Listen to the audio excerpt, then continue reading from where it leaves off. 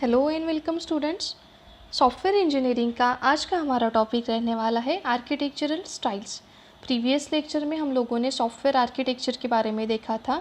इस लेक्चर में different architectural styles जो कि है data centre architectures, next one is data flow architectures, next is call and return architectures, next one is object oriented architecture, and the last type of architecture is layered architecture.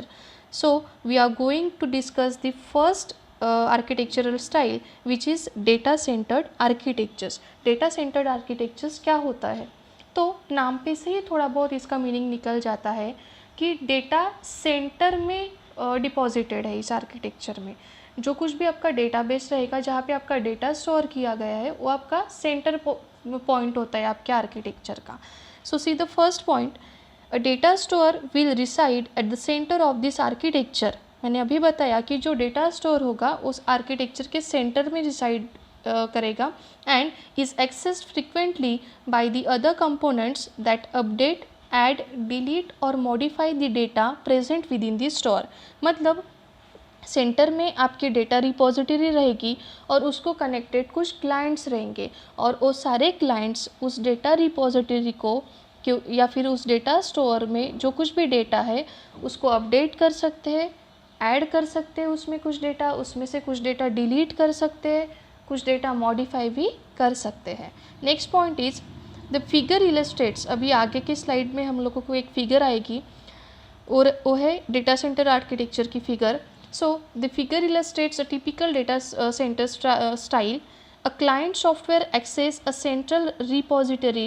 Variation of this approach are used to transform the repository into a blackboard when data related to client or data of interest for the client change the notifications to the client software. मतलब जो centre में जो data store आपका रहने वाला है उसमें अगर आप कुछ भी ऑपरेशंस, बाकी के क्लाइंट अगर उसमें क्लाइंट सॉफ्टवेयर कुछ ऑपरेशंस अगर परफॉर्म करते हैं तो उस तरह के अपडेट्स बाकी सारे क्लाइंट्स को अपने आप मिल जाते हैं। वो आपका data store as a blackboard work करता है इस आर्किटेक्चर में। The last point states that this data centred architecture will promote integrability. This means that integrability promote करता है डेटा सेंटर्ड आर्किटेक्चर। अभी इंटीग्रेबिलिटी प्रमोट करता है मतलब क्या कि the existing components can be changed and new client components can be added to the architecture without the permission और concern of other components. मतलब सेंटर में एक डेटा स्टोर है, अगर कंसिडर करिए कि उसको 4 डिफरेंट क्लाइंट सॉफ्टवेयर अगर कनेक्टेड है और मुझे कोई 5th क्लाइंट अगर ऐड करना है तो I can easily add that 5th client software to that particular data store.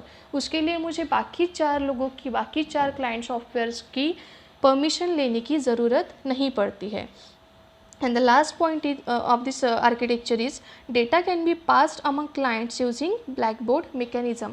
मतलब जो कुछ भी डेटा आपको किसी भी क्लाइंट को अगर पास करना है तो जो बीच में जो सेंटर में आपका डेटा स्टोर रहता है उसमें से आपका डेटा उस पर्टिकुलर क्लाइंट के थ्रू क्लाइंट तक पास हो जाएगा।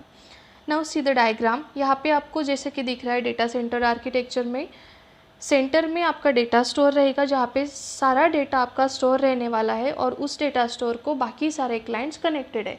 अगर मुझे कोई भी एक क्लाइंट यहाँ से डिलीट करना है तो I can easily do that, और मुझे अगर कोई नया क्लाइंट ऐड भी करना है तो वो भी हम आसानी से कर सकते हैं। बाकी क्लाइंट्स के परमिशन की हमको यहाँ पे ज़रूरत नहीं पड़ती है, ठीक है, क्योंकि इंडिपेंडेंटली वर्क करते हैं सारे क्लाइंट सॉफ्टवेयर्स यहाँ पे। सो इस तरह से friends data centre architecture work करता है। Next type of architecture is data flow architectures. अभी डेटा फ्लो आर्किटेक्चर्स में क्या होता है? So this kind of architecture is used when input data to be transformed into output data through a series of computational manipulative components. जब भी कभी हम लोगों को इनपुट डेटा को आउटपुट डेटा में through a series of computational manipulative operations उस पर परफॉर्म करके अगर डेटा को ट्रांसफॉर्म करना है फ्रॉम इनपुट टू आउटपुट, उस पर मल्टीपल ऑपरेशंस करके हम लोगों को अगर डेटा को ट्रांसफॉर्म करना है तो तब हम लोग डेटा फ्लो आर्किटेक्चर्स का यूज़ करेंगे। The figure which is in the next slide, the figure represents pipe and filter architecture. इसमें पाइप और फिल्टर्स यूज़ किए जाते हैं। फिल्टर मतलब जहाँ पे आपका डेटा स्टोर रहेगा एंड पाइप्स मतलब उस डेटा को फ्लो होने के लिए आपको एक चैनल दिया गया होता है, उसे कहा जाता है pipe. So this architecture represents pipe and filter. It uses both pipe and filter and it has a set of components called filters connected by pipes. उन filters को एक दूसरे के साथ pipes के द्वारा connect किया जाता है यहाँ पे. Pipes are used to transmit data from one component to the next. मतलब एक filter से दूसरे filter में data pass करना है तो pipe के through वो data pass किया जाता है. Each filter will work independently and is assigned to take data input from a certain form and produces data output to the next filter of a specified form. The filters do not require any knowledge of the working of neighboring filters. जितने भी filters आपके इस architecture में होंगे वो सारे filters independently work करते हैं.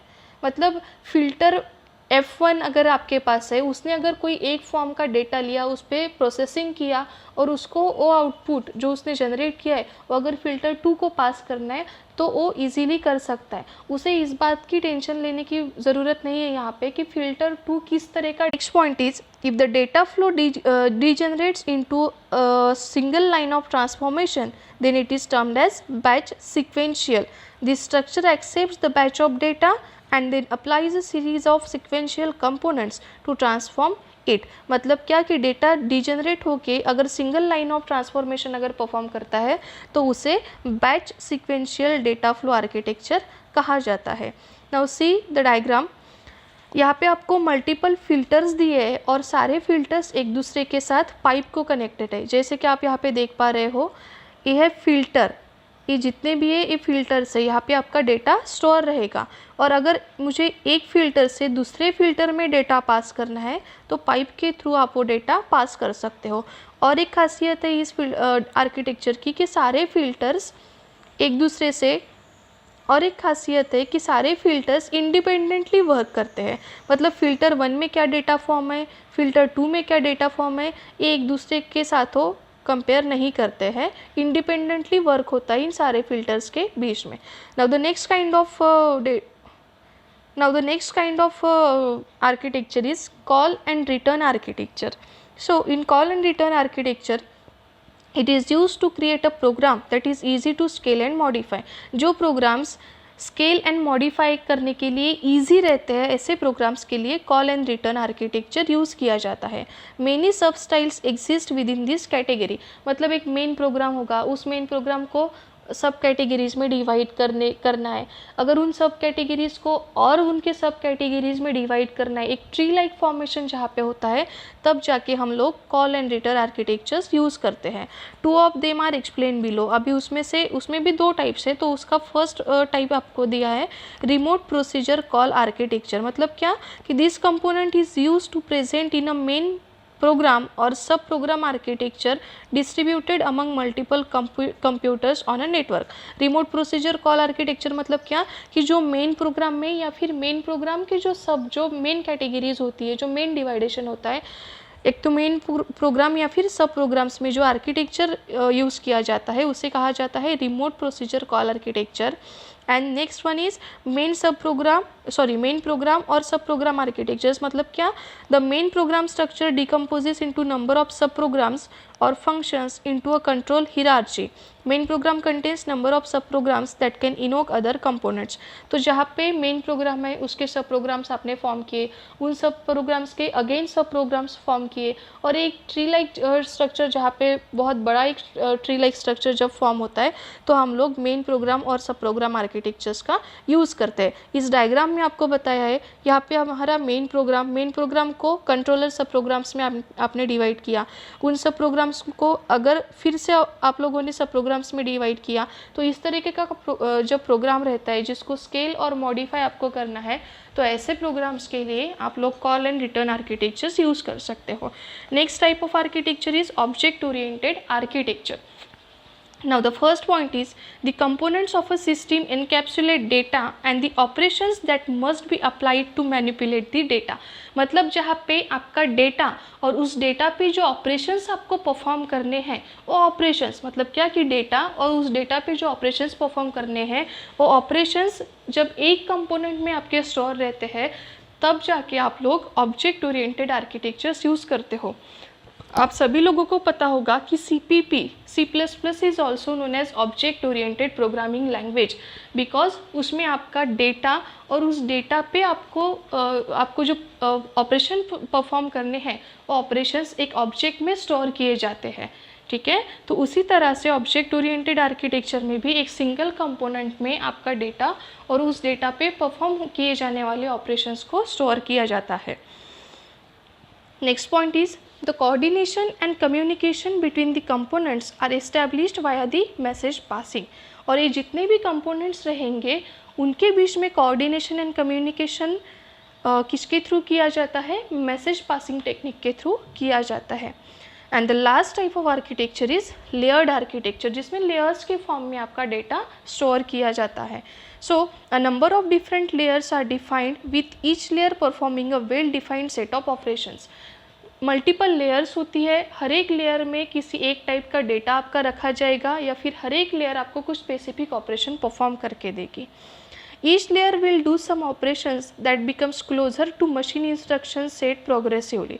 हर एक लेयर में ऐसे ऑपरेशंस किए जाते हैं और इतनी लेयर्स बनाई जाती है कि आपकी final layer will become closer to the machine instruction set. At the outer layer, components will receive the user interface operations, and at the inner layers, components will perform the operating system interfacing। मतलब जो सबसे बाहर का layer रहेगा, outer layer जो रहेगा वो आपको यूज़र इंटरफेस शो करेगा, और जो इनर मोस्ट लेयर्स रहेंगी वो आपको जो ऑपरेटिंग सिस्टम की सर्विसेज होती है, ऑपरेटिंग सिस्टम के जो काम होते हैं वो आपको वो इंटरफेसिंग बताने का काम करेगी आपके inner layers. Intermediate layers to utility services and application software functions. बाकी जो कुछ भी यूटिलिटीज़ रहती है, जो कुछ भी एप्लीकेशन प्रोग्राम्स आपके रहते हैं, उनके लिए आपको इंटरमीडिएट लेयर्स प्रोवाइड की गई होती है। यहाँ पे आप डायग्राम में देख पा रहे हो लेयर्ड आर्किटेक्चर, जिसमें मल्टीपल लेयर्स है। इनर मोस्ट लेयर जो कि कोर लेयर है वो आपको ऑपरेटिंग सिस्टम इंटरफेसिंग बताएगा, और जो आउटर मोस्ट लेयर है, सबसे बाहर की जो लेयर है, वो आपको यूज़र इंटरफेसिंग की एक जानकारी देता है। सो इस तरह से फ्रेंड्स आज लोगों ने हमने आर्किटेक्चरल स्टाइल्स देख लिए। नेक्स्ट वीडियो लेक्चर में सॉफ्टवेयर इंजीनियरिंग का एक फ्रेश टॉपिक हम लोग स्टार्ट करने वाले हैं। तब तक चैनल पे बने रहें। सभी वीडियोस को लाइक शेयर करना ना भूलें, चैनल को सब्सक्राइब करना ना भूलें। Stay tune. Thank you. Have a